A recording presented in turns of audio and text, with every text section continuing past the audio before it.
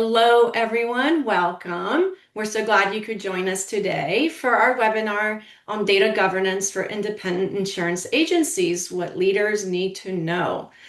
My name is Eleni Leppo. I'm the Director of Marketing here at Kite Technology, and I'm excited to be here with your presenters and my friends, Jason Gobbel and Adam Atwell. I know they have a great presentation in store for you, and they're going to take the topic of data governance and make it fun. No pressure, guys, okay? None. For those of you who are joining us today that may not be familiar with who Kite Technology is, we're a managed IT service provider and a consulting firm, and we serve independent insurance agencies and other organizations across the country. We've been in business for more than 30 years, and in addition to our suite of IT services, we also offer applied Epic and AMS 360 consulting to help agencies use those systems better and get more value from them. We have some of our core services listed here. If you'd like to learn more or you want to schedule a time to talk, just drop us a message in the Q&A and we'll follow up after the session. So with that, I'm going to turn it over to Adam and Jason. You're in very capable hands. And you guys go ahead and introduce yourselves and get us started. Thanks, Eleni. Appreciate the intro. Hello, everyone. Thanks for being here with us. My name is Adam Atwell. Jason and I are tag teaming this today. Uh, I serve as our CTO. Sometimes I forget my title, Chief Technology Officer, and most of my day-to-day falls into two areas. One is helping our team build out our technology stack maturity and direction, as well as interfacing with partners in the space like Microsoft and other partners on the technology side, and then of course with our customers as well. So that's me. I'm also a partner here at Kite Tech, as well as a Microsoft MVP, which got nominated a few years back and continue to enjoy the opportunity to share Microsoft and other tech with the world of insurance. Jason? And I'm Jason Goebel, Chief Solutions Officer and one of the partners here at Kite Tech. My day-to-day job these days is really talking with agencies about this very topic, cybersecurity, AI, all those things. My background is in insurance, in cybersecurity, and that's why I'm here. I still have my property and casualty license out here in Arizona. Still pretty good with the cyber liability policy.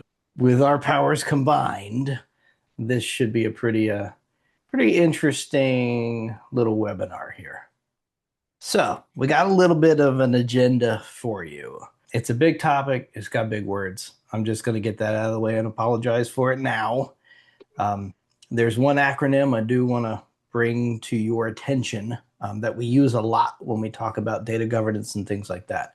GRC, governance, risk, compliance. And that's GRC is the very short way to say all these big words when we're talking about these things. But today, we're going to talk about data governance, what it means, what it is, what it looks like, some of the roles and responsibilities that happen when you're in the business of governing your data. Some falls on the IT provider, but some falls squarely on the business, and that's an important distinction to know. We're going to talk about the data, the stuff we're protecting, sensitive data, the various kinds and how that intersects with the various laws and regulations, the things that are expected of us. And then we're going to move to some best practices, and then we're going to get real specific in terms of Microsoft and how they do it and how they recommend it and what that looks like. It's not the only tool out there, but we're going to talk a lot about Microsoft Purview. Most of the agencies we talk with are already on the Microsoft 365 stack, so that's kind of the logical conclusion there. And then we're going to wrap it up with some Q&A. Awesome. Yeah, and I'll just add data governance. Like Jason said, there's a lot of words we're going to throw up here for you guys today. And really, our goal is to just be informative about how big of a concept it is to take care of the data you have and you're a steward of. And so really, there will be so many pieces here that will feel overwhelming or like a lot. And our goal here today is just to really set the stage on what the obligations are and an approach to how to take care of them. And so this stuff just like security back in the day, 10 years ago when we started moving to cloud and those kinds of things, it was a lot to take in, a lot of things to manage, a lot of policies and procedures that create business impact and awareness. And data governance is no different in that way. And so don't be intimidated, crawl, walk, run approach, ready, set, go.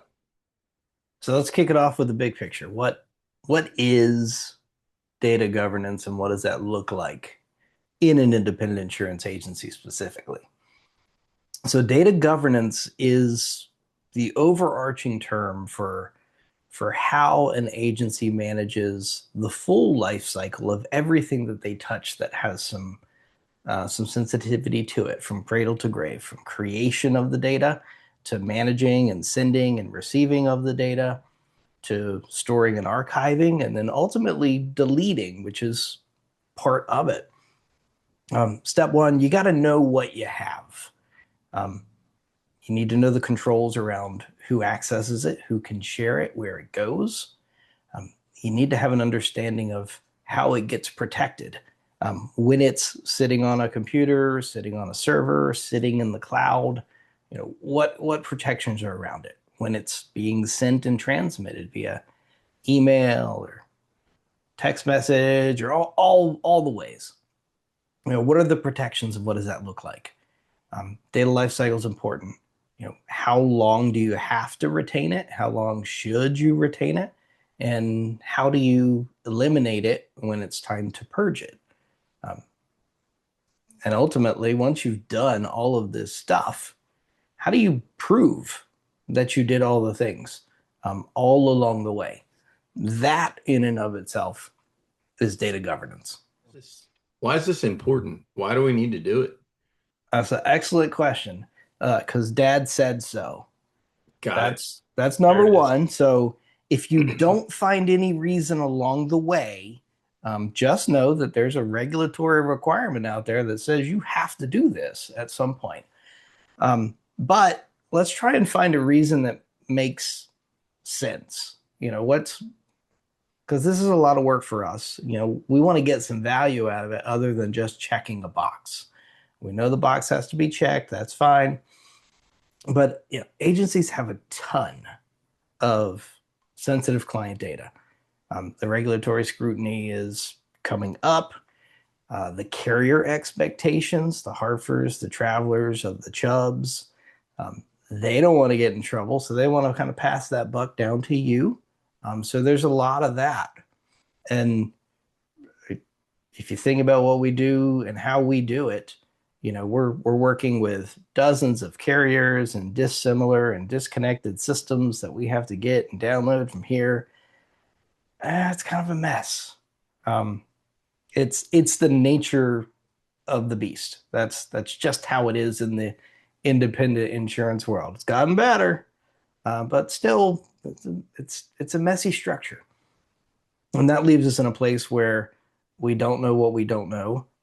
We don't know where it is. We don't know where it went. We don't know, is it being stored in the agency management system? Is Bob keeping it in email? Did Sally put it in OneDrive? We have to know all of these things, and that's why it's important. Because if we don't know, we can't plan for it. And if we can't plan for it, we can't execute on it. And if we can't execute on it, there's no way we can check the box that we promised Chubb and Travelers and the state of New York and the state of Michigan and the federal government. There's no way we can honestly say, yeah, we checked that box and feel good about it. Yeah, in that way, Jason, do you think that this data governance and compliance focus that's driving, do you think that's unique to insurance, or do you think it's a larger scale than that? It's a larger scale. A lot of the laws are written around financial sector, and that can mean anything from banks to investment firms to wealth management firms. So when the people on high are writing these regulations, they're not thinking of, hey, Allstate agent or hey, Travelers rep. They're not thinking in terms of us. We just kind of get snowballed along the way. They're thinking big picture. They want to make sure that Travelers is doing all of their stuff. And then by extension, we also have to do our things. So there's some very unique stuff that happens in the independent insurance space where, some of the scope of what was being demanded is really IBM level stuff, really enterprise grade stuff that used to have an enterprise grade price tag. Luckily, that's changing, and some of these tools are becoming more and more affordable. But let's talk about some of the specifics of what those compliance requirements are, because they're coming from quite literally all over the world. In the continental U.S., in the Nifty 50, we've got at the federal level, we've got the FTC safeguards. We've got various consumer privacy laws. That breaks apart to the various states, which have gone a couple of different directions. New York did its DFS NYCRR 500, and they kind of claimed that as its first of its kind regulation, which makes sense because they got a lot of financial stuff happening in Manhattan. And, independent insurance agencies were kind of swept up in that. National Association of Insurance Commissioners saw the writing on the wall, and they're like, great, we're going to have 50 different regulations at the state level. So let's build this model law, MDL 668. So NAIC said, this is what good should look like. And they started shopping it around to the various states.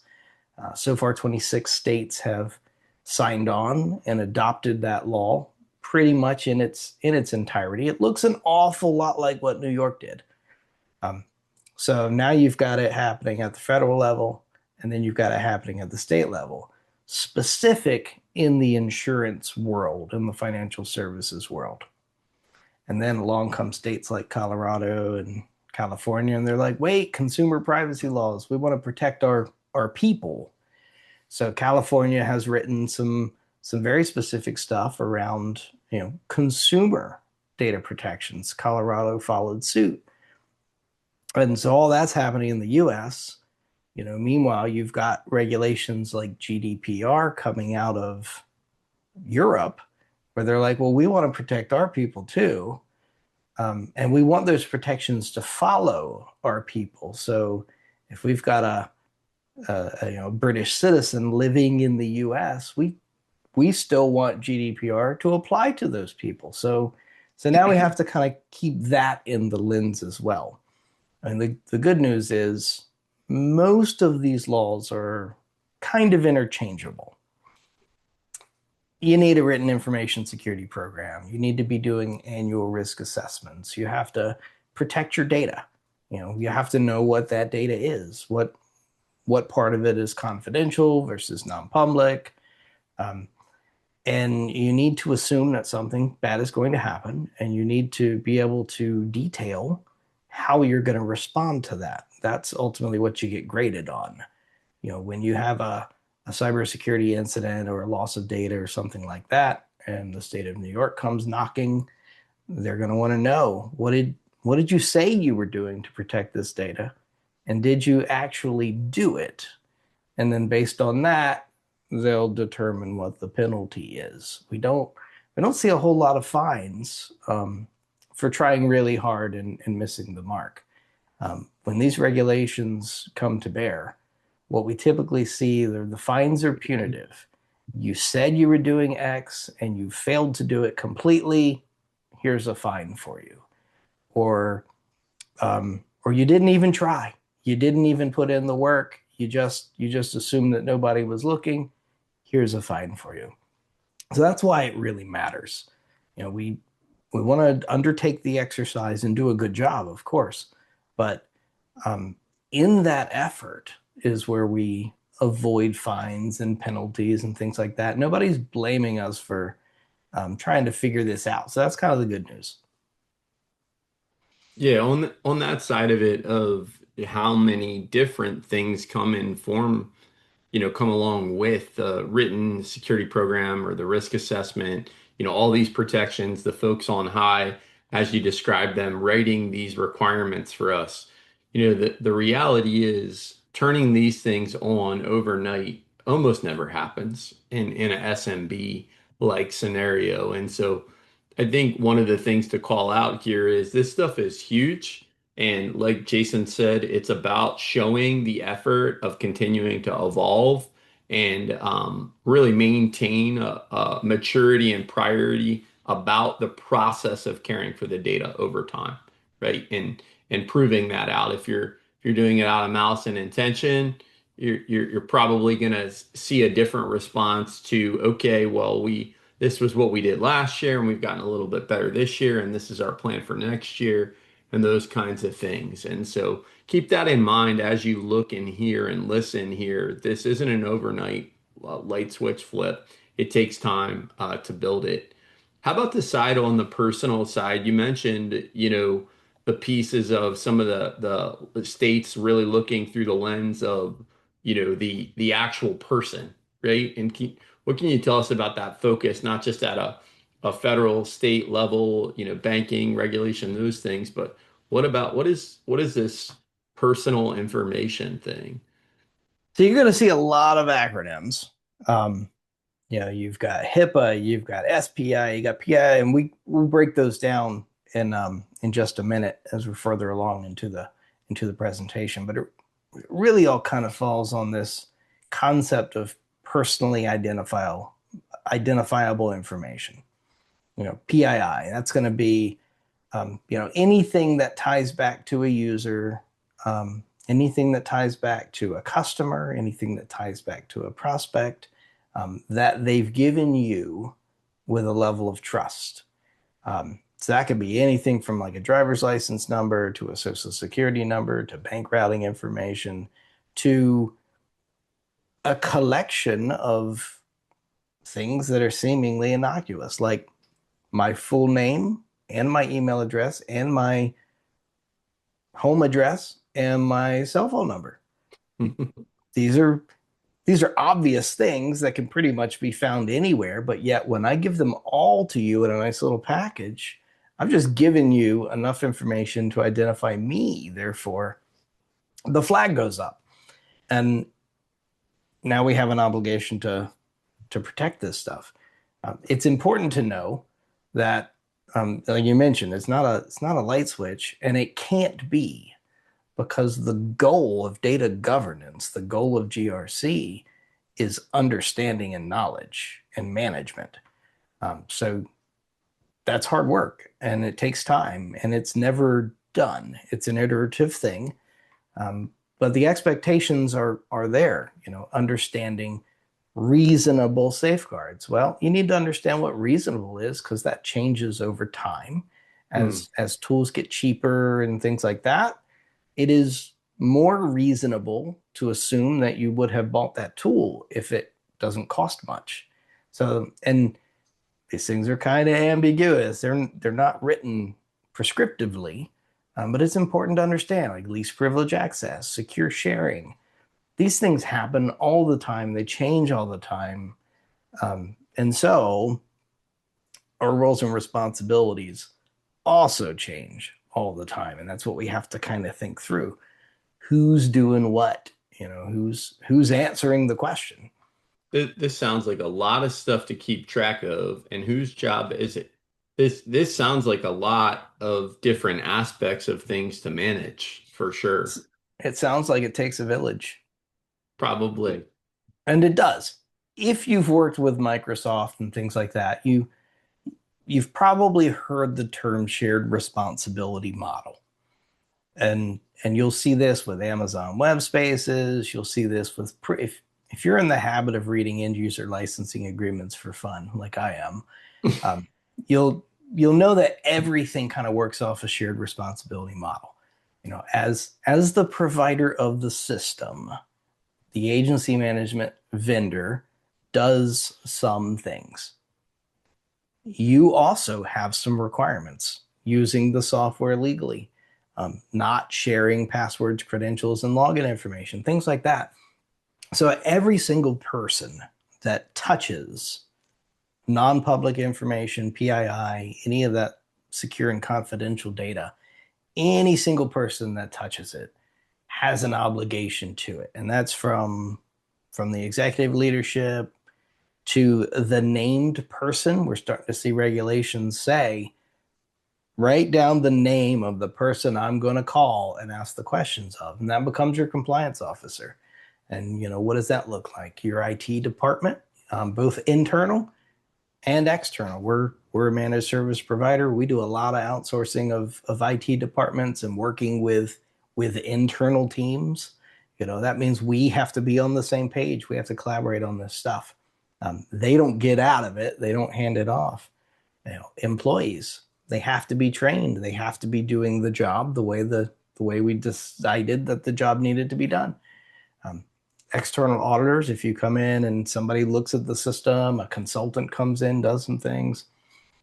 And of course, the state of New York and, the state of Michigan and Florida and South Carolina and all the ones that have those regulatory things, they also have a role and responsibility. It's not, New York might enjoy this stuff, but that's not why they do it. They do it because the policy says we're going to check all the things, got to be audited.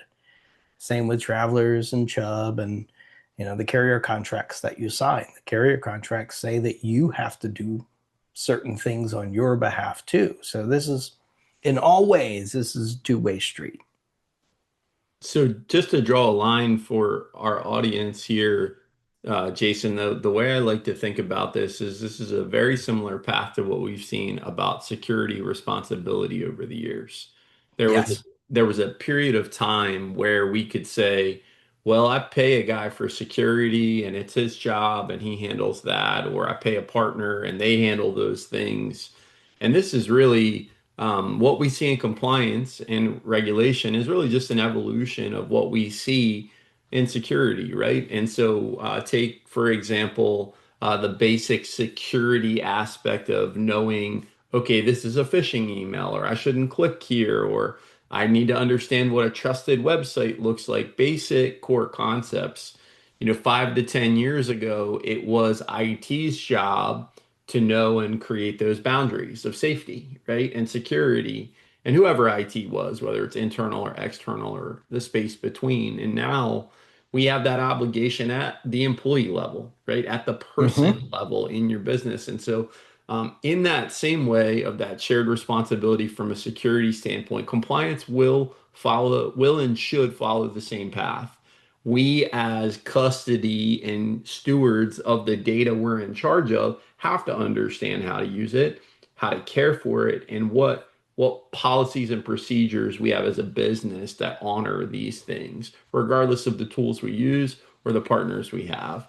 And so, along those same lines, as you go through the journey of educating your employees and preparing them to be successful in this way, it's a triple strike approach, really. It's one, regulation says what you do, right? Written internal policy and procedures and training to enforce that, educate is the second layer. And then the third layer of security slash IT controls for compliance to help put those safeguards in place.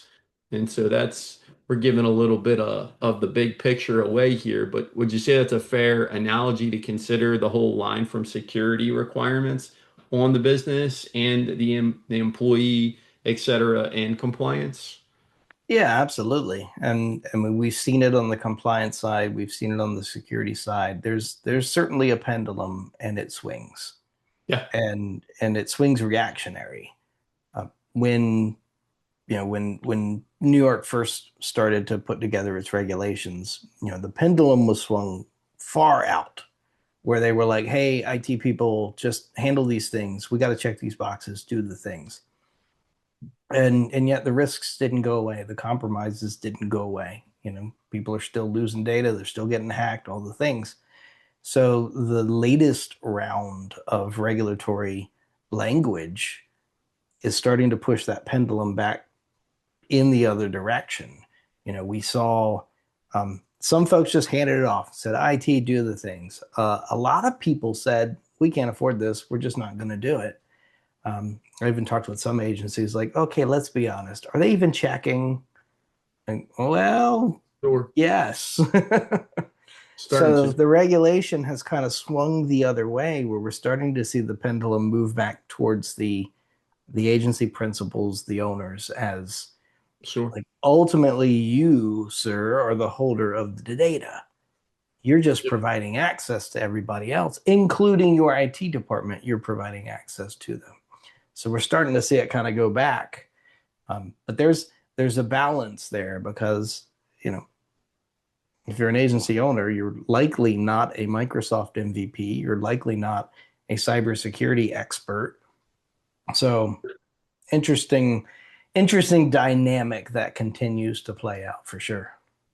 Well, I think one other line I'll draw before we jump to sensitive data types and what they are is that in addition to this security to compliance obligation and path we followed, I think specifically for our audience here as insurance agencies, it's really important that not only you're aware of this because it is a regulation and a compliance requirement, but you will also have to insure on it to some degree, right? And Oh, so in the same absolutely. way, cyber risk and insurance inside there is a thing that folks are, they demanded now cyber liability policies are a absolute requirement everywhere that we see, right? And so in addition to that, it first said you got to buy this policy, you got to check these boxes.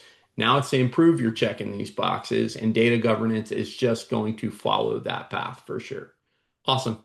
Well, let's jump in the data sensitive data types and get some awareness here before we start to go down the road of what Purview is. Yeah, and I don't want to bore anybody to death with this stuff, but I wanted to draw some attention to the specific types, some of the acronyms you're going to run into, and what those look like. PII, it's the overarching term for data that can identify a person. PHI, you're going to find that in the HIPAA realm, stuff like that. This is the health information that's tied to that person. PCI, credit cards, payment processing. If you're doing anything like that, you've got some obligations there. You might see the term SPI, which is sensitive information. SPI is a term that kind of falls from GDPR. It's popular in Europe, so you're going to start to see that. It's basically PII, but it can be anything in terms of, credit card information. It can be banking information, anything like that. But so you've got that data, but you've also got some other things you need to consider, which are important. You've got credentials. If you've turned on biometrics, you've got biometric markers that you might be managing now, and you've got kind of subsets of those data as well. And if you're working with some children, you might have some overarching obligations there. If you're doing employee background checks, you might have some criminal information and then some regulations that might go into there. So it's very layered and very broad based. I say all that really to say this, which is you got a ton more of this stuff than you think you do, and it probably looks a little different. Most people are like, yeah, I don't have PHI, I don't do HIPAA. Like, I guarantee you, somebody has emailed you some stuff that you didn't ask for, but it's in your system. So until it purges, you have an obligation to care for it. So in the insurance realm, you've got even more stuff. You've got policies, you've got underwriting considerations, you got claims information, slip and fall. D&O policies are going to have some social security numbers. So that's kind of how we as agents get wrapped into this stuff is, we have it, but then we also use it to turn it into other stuff. So Yeah. there's a ton of it in our systems, in our email, in our OneDrive, in our SharePoint, in our stored browsing history, all kinds of places. So we have a lot of this data. We have a sense of what different kinds of buckets, if you will, it falls into.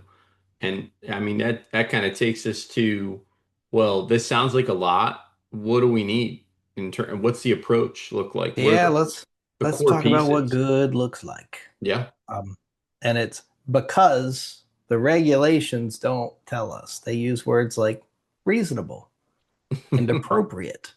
Like, well, what does that even mean? So, but you've got some common ingredients to these things.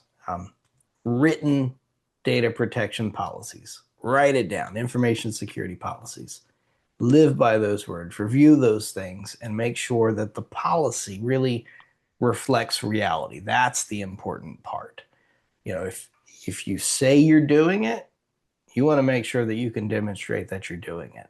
It is better to not say it and not do it than to say you're doing it and fail at the job. Encryption of client data. That's at rest, that's in transit, that's anytime it changes hands. Encryption, encryption, encryption. Like Frank's Red Hot, you put it on everything. Risk-based data controls. That's another thing that it's ambiguous, but it's on purpose. We do things differently. We work differently. Our offices are different. Some of us are remote. Some of us come into the office. It's very important to understand your risks based on how you function and operate, so that you implement controls that avoid those risks. So that's a whole process, and that's why it isn't a light switch, because you really have to make this stuff personal. The data and how you operate and how you access it really matters. And of course, you got to monitor it. You got to monitor its movement. You got to monitor its storage. You got to monitor its destruction. You got to monitor all the things. That leads into insider threat detection. Insider threats are huge, and that's where a lot of the old style security tools fall down. And when we think insider threat, we usually think of like, oh, Bob's going to steal stuff and take it to another firm. And that's not always the case. For example, you've got an encryption process that requires that you send emails in an encrypted manner, or you're not allowed to send certain types of data via email. Bob's got a client. I pick on Bob a lot. He's not a great employee, but my apologies to all the Bobs out there in the world. So Bob can't get this email to his customer because of these risk-based controls that we put into place. So Bob's going to send that email to his Gmail account, and then from his Gmail account, he's going to email to his customer. He's not trying to steal the data. He's just trying to get his job done and serve his customer well. And yet, that's an insider threat. So we need to be able to know that kind of stuff is going on, so we can put a stop to it.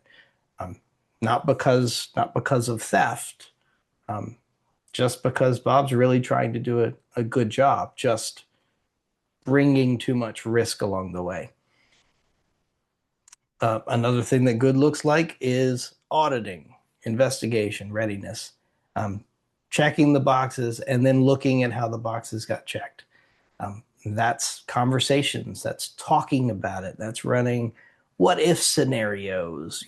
Again, we go back to understanding. That's the goal here, is we have to understand how we're putting this stuff at risk and how we're protecting it. And ultimately, what good looks like is being from a position that is defensible. I need to be able to show it. I need to be able to prove it. I need to be able to demonstrate good stewardship, good solid effort. These things matter. I mean, we joke about participation trophies to some degree, but you get participation trophies for this. If you're trying really hard and you have a cyber incident, you are far less likely to get in any form of trouble. And so we've seen this come down where New York has come in and say, okay, guys, tell me what happened. And we'll say, well, look, we were doing this and this and this and this and this. And then somebody clicked on a link and this happened. And New York will say, okay, I recommend doing this and this and this. That's it? Yeah, that's it. Thanks for the information. So we've seen these regulators try really hard to be a partner in this. Again, it's that shared responsibility. They're not here to throw down the ban hammer or anything like that. But Jason, these obligations, they come and they're for everyone, right? These requirements come for every agency. It sounds to me like it's a lot to keep track of. And obviously we have an answer here with a Purview as an option to do it. But this stuff sounds like it gets really complex and a lot to It, manage. it can. And some of the earlier regulations offered a lot of exemptions for agencies of a certain size, something like that. We're seeing all that fall by the wayside. So the reality is, if you're in the business of working with non-public information, one of these things it falls to you. There is an obligation somewhere to someone to do this stuff well. There are no exemptions anymore. Even in the areas where New York says, well, we'll do a limited exemption for this, limited exemption for that. And that's cool and all, but NAIC didn't provide that, or FTC didn't, or even when the regulations don't hit, consumer expectations exist. They just assume that they're entrusting you with this data and you're handling it well. I mean, we've seen lots of breaches along the way where it can be something as simple as like, oh, Netflix dumped all their passwords out on the internet, or Experian had a breach and it's like, oh man, that's my credit score we're talking about here, this is important. So yeah, you're not getting away from it, so you might as well do it right and do it well. Yeah, so in that way, we're just going to pivot here to the how and what, right? And so directly, there's multiple ways to do data governance. You can buy a third-party platform, you can do manual audits and keep records on your own. You can have standalone compliance tools, you can have information security policies and procedures that you write down, right? And so really, there are so many different levels of these different things and depths you can go to. Like we said before, it's a crawl, walk, run approach. Lots of ways to accomplish it. But where do you start and what do you do? Really, our focus today is to talk about Purview, the Microsoft product that centers around this compliance process and data governance.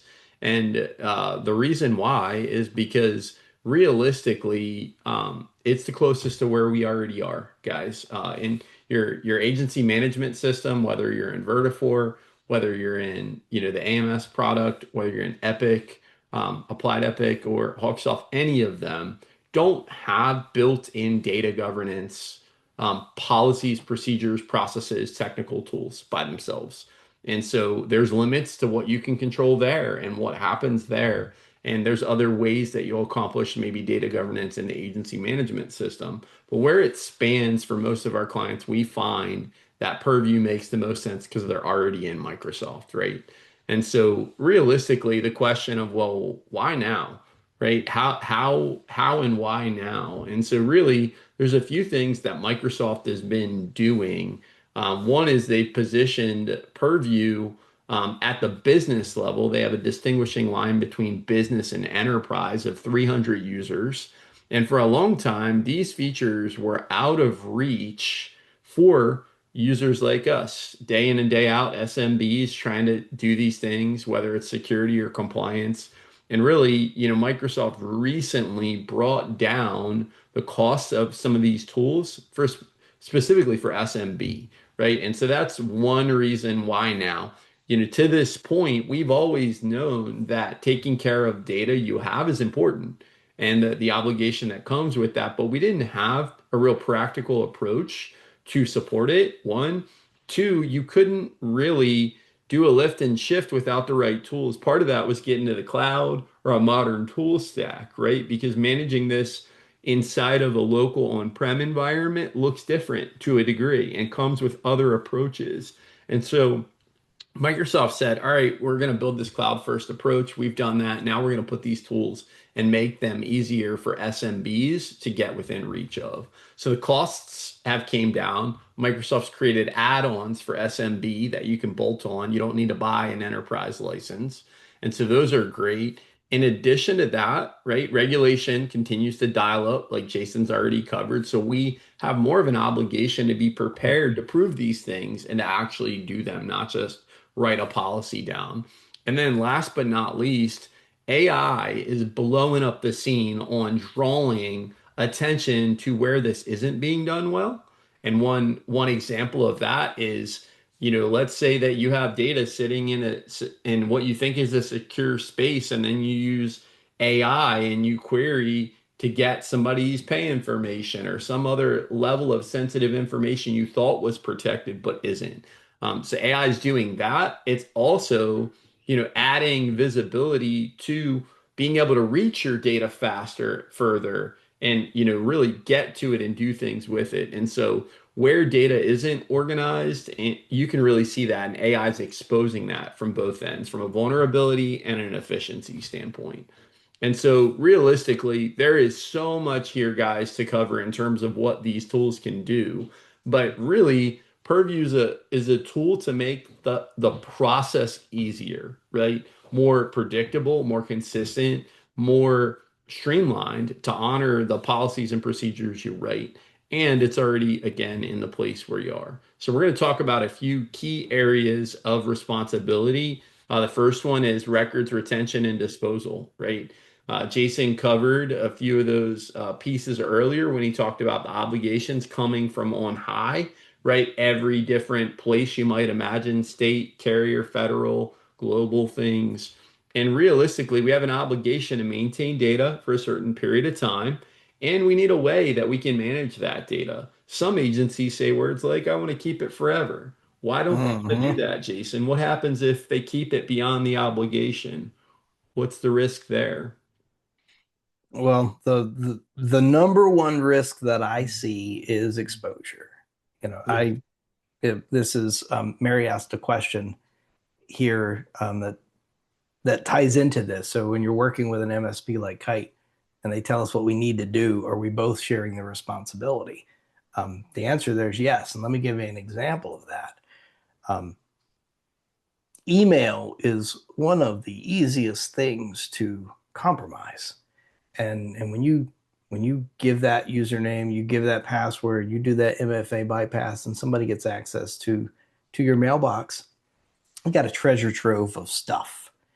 Yeah. So you've got an obligation to manage the life cycle of that stuff. And yet I just gained access to a mailbox that has the last 14 years of data.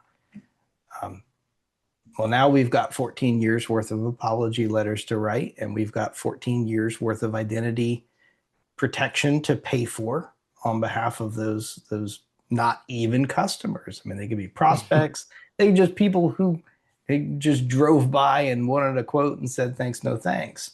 Yeah. But if we kept their data, we have an obligation to care for it and protect it, and then pay for those identity programs. And that's why our compromises cost as much as they do.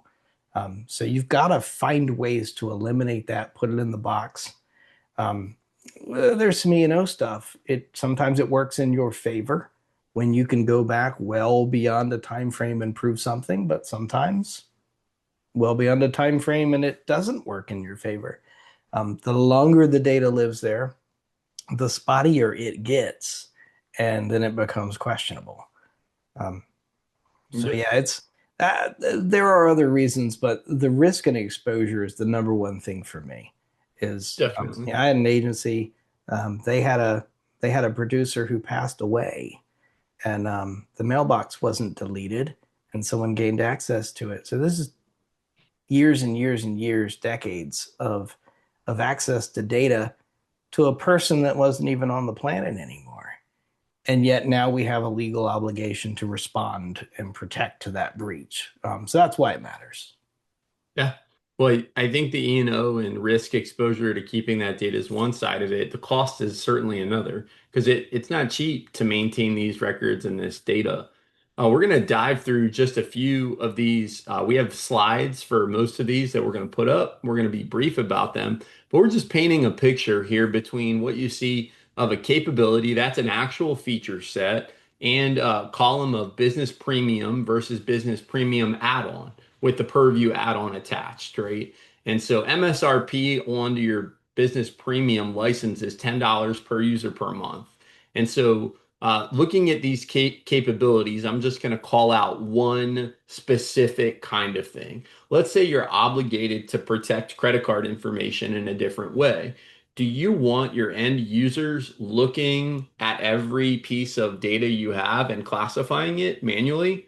No, you want to set up a policy that says look for credit card information or look for driver's license information. And when you have it, keep it for this long, protect it in this way, like require encryption if it gets sent, make sure it stays within the agency, etc. And so that from a records retention, disposal, and records management standpoint, the high bar really here for value is I don't want humans, us as people, determining what sensitive data is. I want to define it in a system and I want to auto classify it and not just classify it from a sensitivity standpoint, but classify it from a retention and what we do with it, right? And where we keep it. And so those are some add-on aspects that come outside of the purview, right?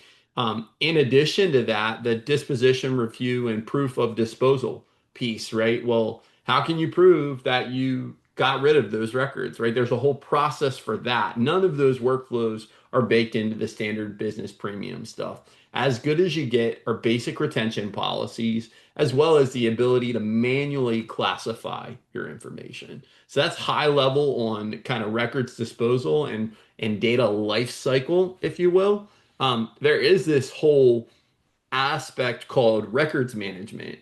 And records management is actually defining a piece of data as an official record. And there's certain rules and regulation with how it's handled, what you track about it, who has access to it. If you're not managing those pieces, then it's not officially a record. And immutable records come with those extra requirements that you can't do without the business premium add-on for Purview. And so that's a little bit on the data side. We talked earlier about employee risk and insider risk, right? And you could say it's ignorance. I accidentally downloaded all of the docs, or I did it intentionally, right? If somebody's doing things with your data, you want to have an understanding about it, right? And you want to have controls in place that alert you and manage these things before they happen. So here's some examples of employee access and insider risk. And so realistically, you don't get any of these features at all with the basic. These are more premium features. What do? They go and they scan what's happening with your data and they see it based on behavioral patterns and put up little safeguards in play, stop it from happening, notify you. All these kinds of things along the lines of protect us from humans being humans in what they're doing and their behaviors. Sometimes it's not a human, it's an exfiltration of data by some kind of security vulnerability, and it came in the back door. And with a employee access and insider risk thing, it might identify it as me, Adam, stealing all the data, but maybe my account got breached. How do you prove the difference between that? Or are you going to fire me and say, well, Adam, I can see it came from your machine. What if I didn't do it? How could you actually prove that? These are levels of things, and I'm a partner, right? And you're trying to fire me right now. You can imagine the kind of complexity that comes with these kinds of things. And so this is the side of the problem most people don't think about having to prove, right? In addition to that, right, everyone's doing secure communication these days, right? If you're on email, you're on chat, doing OneDrive, SharePoint, you're doing different forms of collaboration and secure communication. We have those expectations, right? And that not only are we doing them, but we have an obligation to how we share data and how we communicate in a secure way. So these are the examples of the differences that come in the business premium and the add-on with Purview. The probably, back to the sensitivity labels and for email and files, the auto categorization of files based on the data they have, based on rules you have set up, right? And that limits accidental sharing of information or things getting out in ways you don't expect. The other pieces of DLP and advanced message encryption. So a lot of times people would say, well, the standard message encryption really doesn't work really well. Well, the advanced message encryption you get here with the extra add-on gives you other ways to protect that data in transmission, trackability, immutability, those kinds of things. And then really the advanced DLP, it just builds on being able to understand your data and put those rules in place so you don't lose it or accidentally do something that puts you at risk. I'm going to jump over to the last side here, and this is auditability and incident response, right? And this comes down typically in breach scenarios, right? Almost all of these compliance regulations, guys, just like security incidents before them, right? They came through a lens of, well, we want to plan for these things to happen. We don't want to plan for them to happen. Actually, we just want to acknowledge they are going to happen. When they do happen, we want to be protected, right? And so this kind of hits on these two areas of auditability and incident response, and they work very much together in the way that they're typically viewed and seen. And so you have more logs, meaning you're tracking more information, right? You get the premium level of retention. You get a longer life cycle and retention because keeping that stuff, you're down to a 30-day cycle versus a year's worth of data, right? In addition to that, you can do advanced forensics and you can get to that data faster when you have it logged. So all this really doesn't mean much to a business owner or a decision maker until there's an incident, right? And they're in the midst of it. Hey, I can't prove that this happened. Why? Because you didn't have it logged, you don't have a record for it, or you can't get to it. It's taken forever. And so at the end of the day, the short version of it is when it comes to being able to audit records, you have more data you can audit, you can do it more efficiently. On the other side of the incident response, in the midst of a incident, and that could be a security incident or it could be a legal incident, right? You have way more comprehensive controls about managing the whole process of what happened to that email data. What did Jason do when he got fired and then realized he needs to start sending all these emails out? Or that breach happened and then somebody compromised his account, right?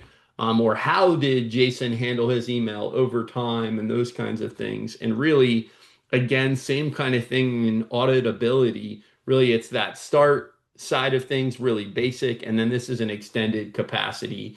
And really, a lot of these things, guys, today don't feel like they're worth it. You really can't justify them as a business, but these are requirements that are coming. We're on the heels of it, right? And so there's a lot of information. We quickly, sped through a lot of these features and realistically, like just kind of defining some takeaways and next steps, right? Business premium is a good base. Business premium with adding on the Purview suite adds a much better approach to things. Data governance is required for agencies. We know that. We've been talking about that for years. Microsoft and Kite Tech and other service providers, we're not defining these things. We're just in the weeds with you trying to execute on what the obligations are. Purview's got practical ways that we can actually help you manage your data, and you can as well. And then realistically, you want to continue to increase your compliance efficiency and the way that you can manage your compliance, but you don't necessarily want to overhaul a bunch of new tools. So that's kind of the high level recap. We have one dollars promo we wanted to point out, and this is not an upsell for us. This is just a promotion that Microsoft's offering. So they started these things in late November, and then December 1st, they really lit them up. I want to draw your attention to the far right-hand side of Purview Suite for Business Premium. So its MSRP is $10 per user per month. It's on promo till the end of the month for $5 per user per month for the first year if you commit to that. And so, you are required to have some of these other SKUs to take advantage of it. Most of you are probably on this in some way. You already have Copilot or you already have Business Premium, but the bottom line is you're going to have an obligation to Business Premium data management, right? The Purview suite, and you're probably going to want to step into it. Now, most people don't jump in all the way. They just need a starting point. So you might not take advantage of this whole thing for your business, but you're gonna grow it in terms of the features. So that's kind of a high level. We gotta hit the questions here, right? And so let's just start to get at them. Jason, you ready for to tackle them? Yep, I'm ready for all the things. All right, let's do it. So we're going to start with Janine. And Janine asks, what's the timeline on this from an implementation standpoint for an agency? And it really widely varies based on many, many different factors. One of them is actually having good policies and procedures as a baseline, right? Some companies don't have their data organized at all. And so when you go into this, there's a data organization process, there's a policy building process, right? And then there's a tools implementation and new process and procedures process that comes along with it. Typically, you can do some things that are more of an audit or a discovery to kind of see how bad things are when you turn on some of these tools. You typically do that first, and then it gives you a sense of how bad your data is or where you need to start. But it can vary largely, Janine. I would say it's a minimum of a 3 month effort to get it started through all these boxes. And then, that carries over time. This isn't a one-time checkbox that you do. It is an ongoing cycle you must be committed to managing over time, just like security, just like your tech stack, just like your agency management system. And so I would say it's a minimum of 3 months. And then it always varies based on who's executing that work. And back to the shared responsibility model called out earlier, right? This is something that all the stakeholders are going to be at the table to have some role in getting that done. Um, Jason, next one you want to call out? Yeah, yeah. So Mary asks, you used to say if you were good with New York, if you were compliant with New York, then you were pretty good across the board. Um, she asks, is that no longer the case? Um, yes and no. New York still has one of the sharpest regulatory languages in the sense that they're very prescriptive in the things you must do, like 5 years of data retention. Like you have to be able to reconstruct materially a financial transaction 5 years into the past. Most will say terms like reasonable or something along those lines. New York is still a very good litmus test. If you're good with New York, chances are you're going to be pretty close to anything else. But along the way, the Chubbs and the Hartfords and the Travelers of the world have put some specific things in their cyber liability policies and some things along the way that New York didn't think of, or they provided you limited exemptions for. Um, those limited exemptions in New York space have changed as New York has revised their regulations over the years.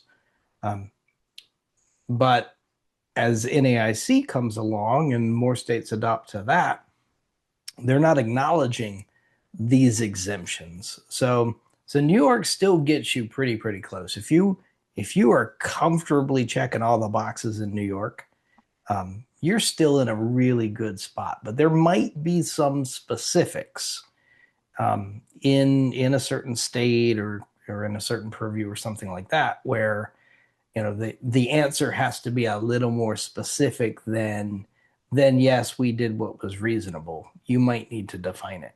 And a lot of that happens in those policies and procedures and working them out. Yeah, awesome. We had another question here that says, "Hey, I just want to start with a part of the Purview suite from John. Right, I just want to go ahead and turn on. I turned a license on, but I don't see anything more. It's never as simple as just buying something. With all of the Microsoft features, it requires a setup, a rollout, a configuration. There are certain features that technically need to be licensed across multiple users or all users, and that just varies based on some of the feature set. But realistically, there's more settings there, I'm sure, that you're missing, John, in terms of turning on the additional features. And there's typically a upgrade process of, okay, well now the policy says we're going to use the advanced encryption rather than the basic OME stuff. And so that's part of it. There are ways to trial it before you light it up for everyone. but it's not as simple as just buying a license and it being there. So that it's going to come with a shared cooperation with IT to make that happen. About the one from Sue here, are there agency size requirements based on the number of employees or other critical or criteria that determine the level of data governance requirements? Are they at the state level and the federal level? So I think exempt and non-exempt comes to mind here, Jason. And can you speak to that level of requirement difference? Is it from actual on paper requirement difference? And I know the interpretation is a little vague here, certainly, but or is it just that the scrutiny is larger? Yeah, New York was one of the few that put in some specifics. If you are this size or below, you have to do these things, but not these other things. Yeah. New York was very specific in its exemptions and its limited exemptions. NAIC model law, FTC, Graham-Leach-Bliley, all these other regulations, not so much. They use terms like reasonable. Well, what is reasonable for a small agency to have implemented versus what is reasonable for a 300 user agency? They don't tell you, but rest assured, if they show up on your doorstep, they're going to have an opinion. So, um, I think the lesson here and the recommendation is don't take this from a position of what am I obligated to do. Take this from a position of I want to be an excellent steward of my client's data and what can I reasonably accomplish and work from there. Work from the starting point. I want to do all the things, and then maybe we have to, defer something for a cost reason or a process reason or something like that. But we really want to be in the business of doing the best job we possibly can and then kind of backing into the regulations from there. That way, when someone comes along and they determine what's reasonable, and you say, look, man, I did everything I could afford to do, and I deferred this one thing. Okay, maybe that's reasonable. Judges decide what's reasonable, and that's the part I don't like about that. I like Heidi's question. This is a pet peeve of mine. Heidi's question is, if we're not in one of the 26 NAIC insurance data model law states, how do we find out if our state has requirements and what those are? She happens to be in Washington State. I'll try to avoid this being a rant, but that is one of the most challenging things because the states don't always tell anybody when they write the rules. So, and they don't always use the terms. So, for example, Washington State, if you just Google NAIC MDL 668 adoption map, you probably won't see Washington State on that map because they didn't light up MDL exactly. What they did was called the Washington State Privacy Act, Chapter 19.255. Who knows that? So there's a lot of Googling. There's a lot of reading through regulation. A big shout out to ACT, Agents Council for Technology, part of the Big I. They've been doing a lot of good work for a number of years to try and make this stuff accessible and making sure that everybody understands and has access to the information because it's difficult. There's no governing body between the states. The states just kind of do their thing. So Big I is an excellent resource. ACT is an excellent resource. Google gets you some stuff. You can ask AI. Don't always trust the answers. Don't base your life on that. But yeah, Big I and ACT are excellent resources for this. But yeah, one of my biggest pain points. They don't make this stuff easy. Yeah, and I'll just add, like in terms of the obligations and how they vary, like Jason said, you want to do it for the business protection and risk mitigation of doing it for the good of taking good care of the data, right? Now is going to vary depending on what the obligation is, who's determining what good looks like. But at the end of the day, what it comes down to is how much risk are you willing to take on?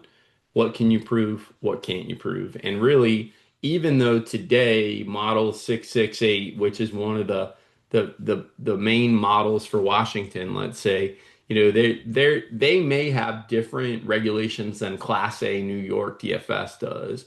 But at the end of the day, when an incident happens, you're going to find yourself in the same position of what can you prove? Where does that loss get paid out? And what's the obligation? And so, as a general rule of thumb, what we'll say is err on the side of do these things, right? They're good things to do. They come with a cost and an awareness, but it's gonna be an investment of protection similar to security investments over time. And I think at the end of the day, we're gonna see a tidal shift here where everyone's just doing this the same way that security is. It's as technology continues to get easier to implement and cheaper or more affordable at the end of the day, this stuff isn't simple, but it is becoming more affordable. And so we really appreciate the time and the questions and the engagement here. Data governance is not simple like AI or any other thing. We're going to continue to share with our various audiences on how we can help you guys really prepare for being in a better position to take care of your data in the future. But look for more coming around data governance, specifically through the Microsoft ecosystem from us, because we know it's a foundational part of a strategy for those of you that are already here in Microsoft world with us. And Adam, Mary had one more question here that's really important. Yeah, Her question is, so you're saying if we write business in that state, we need to know what that state is doing. And totally. that answer is yes. Yes. And that's why this stuff becomes really challenging. When these regulations are written, and they come in two phases. Some of them are following NAIC's model law and New York. They're following the path of, hey, you're an insurance agency, you must do these things. Yep.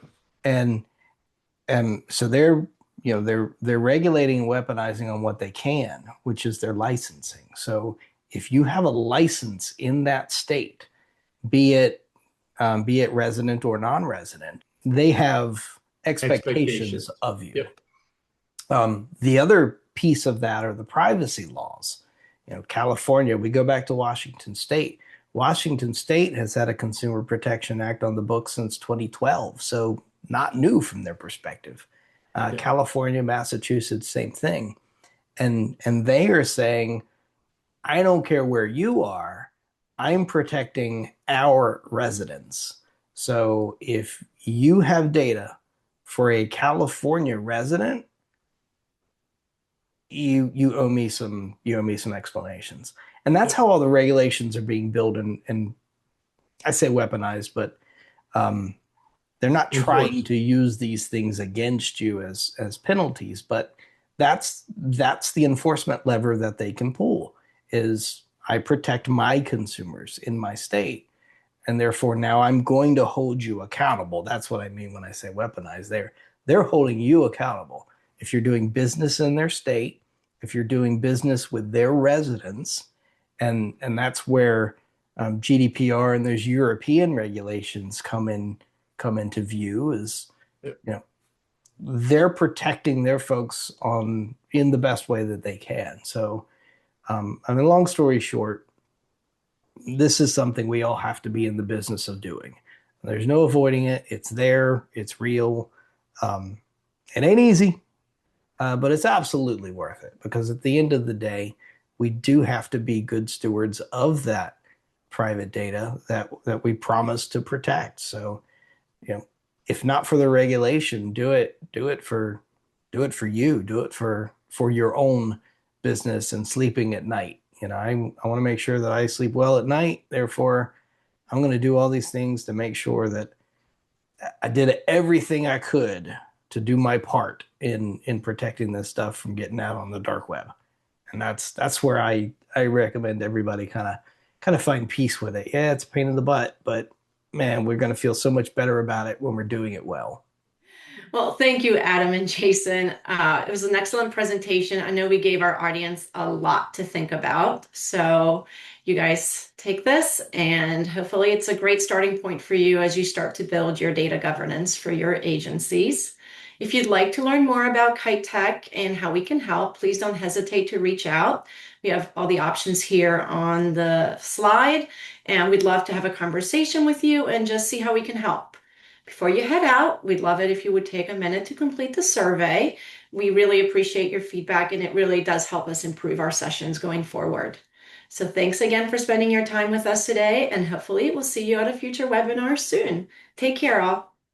Thanks, everyone. Thanks, Bye. guys. See ya.